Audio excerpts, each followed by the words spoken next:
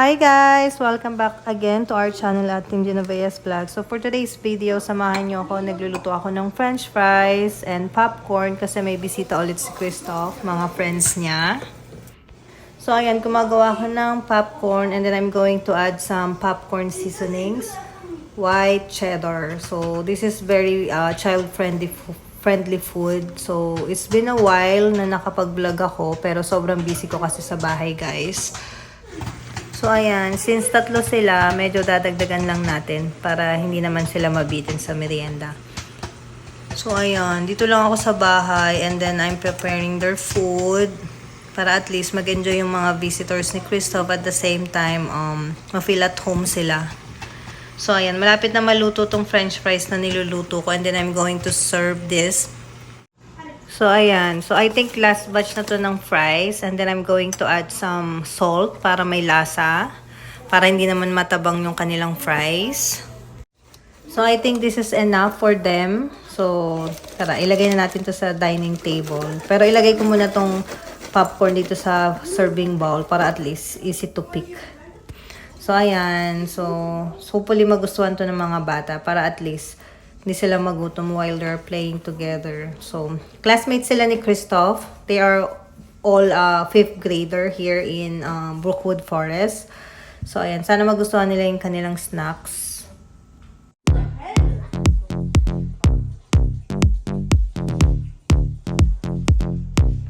Everybody, there.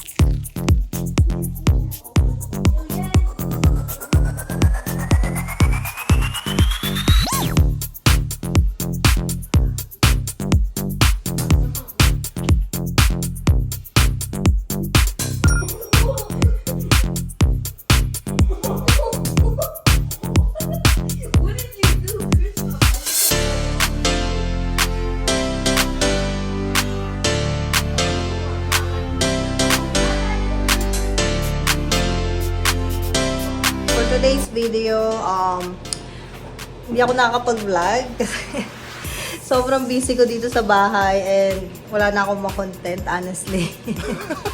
So, busy ako sa preparation sa pag-uwi namin sa Pilipinas kasi ang daming ganap.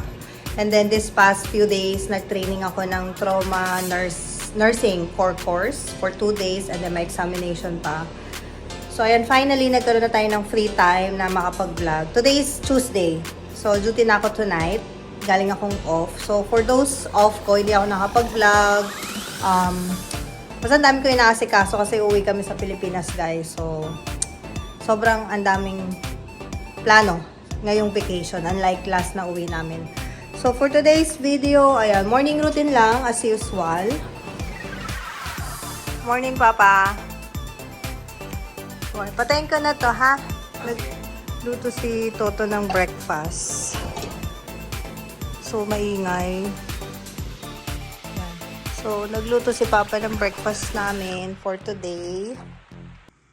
Sobrang maasikaso ng asawa ko pagdating sa pagkain, guys. Look. So, ito yung ating breakfast. Ito yung baon ni Miggy. And then, breakfast namin. So, kung gusto niya kumuha ng isa for breakfast, okay din.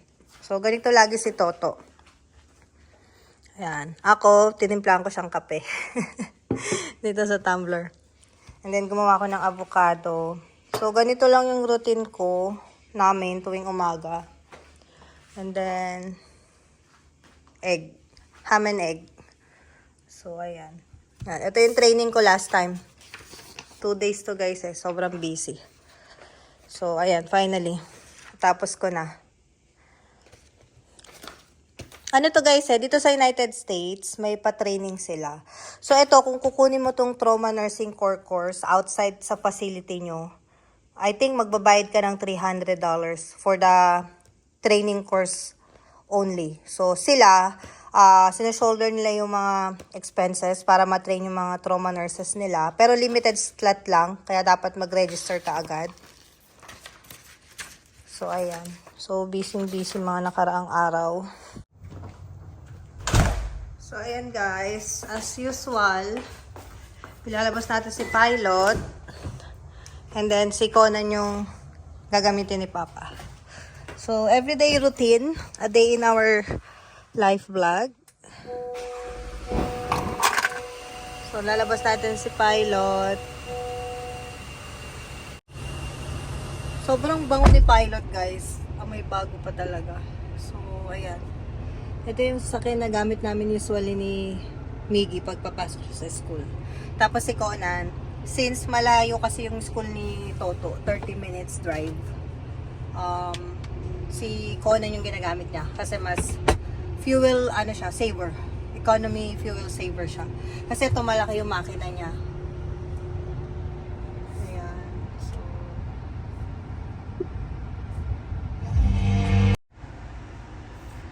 So, automatic siya.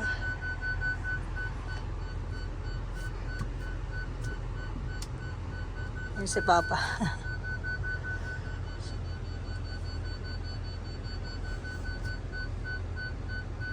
Dahan-dahan lang.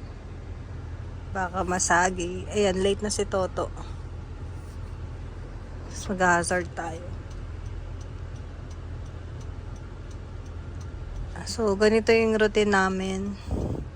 Talagang time management.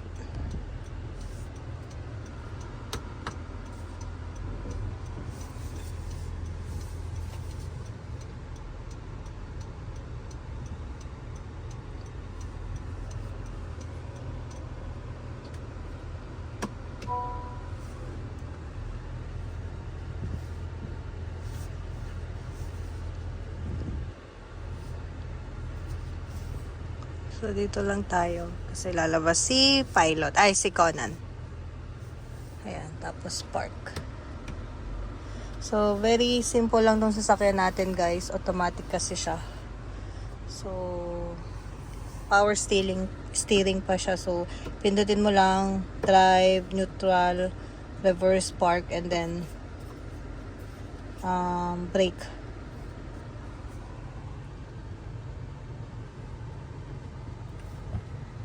Yan. Yan nalilate si Papa. Tagal pa niya sa car. So, next time, tayo.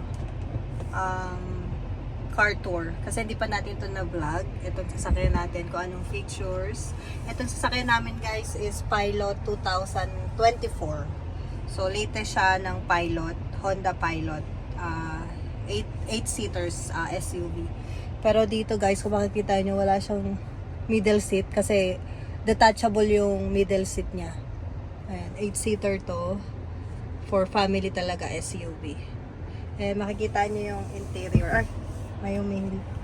Wala po akong bariya. Hindi, big sum. Ano man? Yung charger. Yung USB type. Diba? No. Alis na ako, kiss. Ay. Ingat ka ha. Anak mo, kala ko sasabihin. Grabe daw yung food. Yung food? Nagustuhan niya? Grabe yung food. Bye-bye! So, ayan. Gulo-gulo na. Kumuha kasi ako ng charger. Yan, may compartment siya dito. Next time, mag-car tour tayo. Kung anong features ng ating sasakyan. Ang tagal pa yun ni Papa. So, ang ganda ng lugar namin, guys. Peaceful, maaliwalas, hindi crowded, safe, and then, maayos yung subdivision. Makikita nyo, may privacy kayo, basta peaceful. Tapos malapit lang to sa hospital ko, 5 minutes drive lang. Ando dun lang sa kabila yung hospital ko, tapos ando din yung grocery, yung mga fast food, restaurants, may mall. So, lapit lang. Very convenient talaga tong lugar namin, para sa amin. Kaya dito kami bumili ng bahay. Lakas naman ang aircon.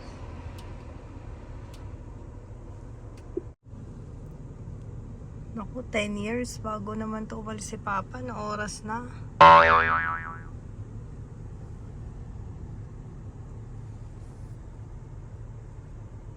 Bye-bye!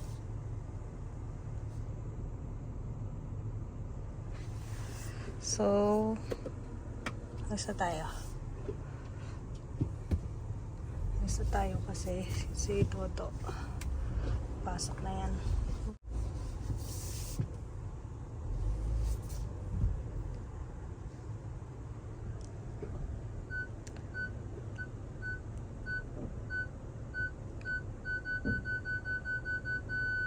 Tapos, ito yung gustong-gusto ko. Yung warning approaching safety device nila. Safety features. So, 'di ba? Makikita mo sa both side. Tapos, sa harap, pag may matatamaan ka, may safety features yung sasakyan. Ayan. And then, sarado natin yung gate.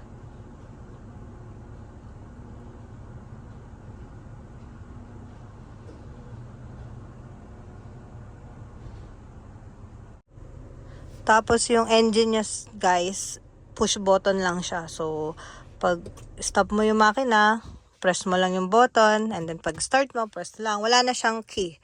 Keyless na yung sasakyan natin.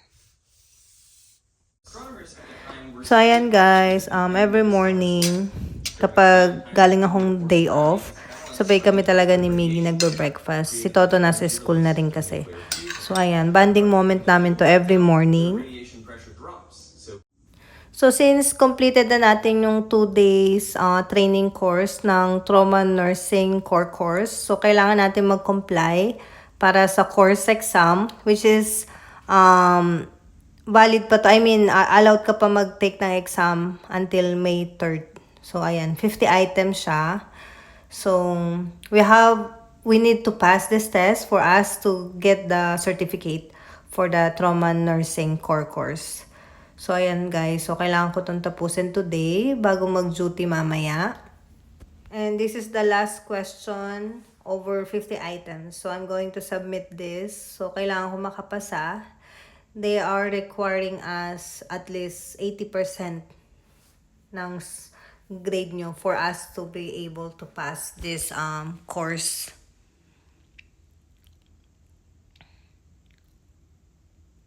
So, ayan. Oh my God. Then, proceed.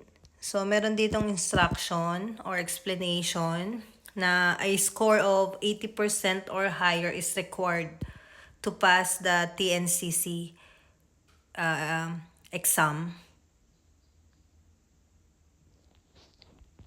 And then, let's submit exam. So, processing siya. So, hopefully, may pasa natin to. At least, we need a score of more than 80%.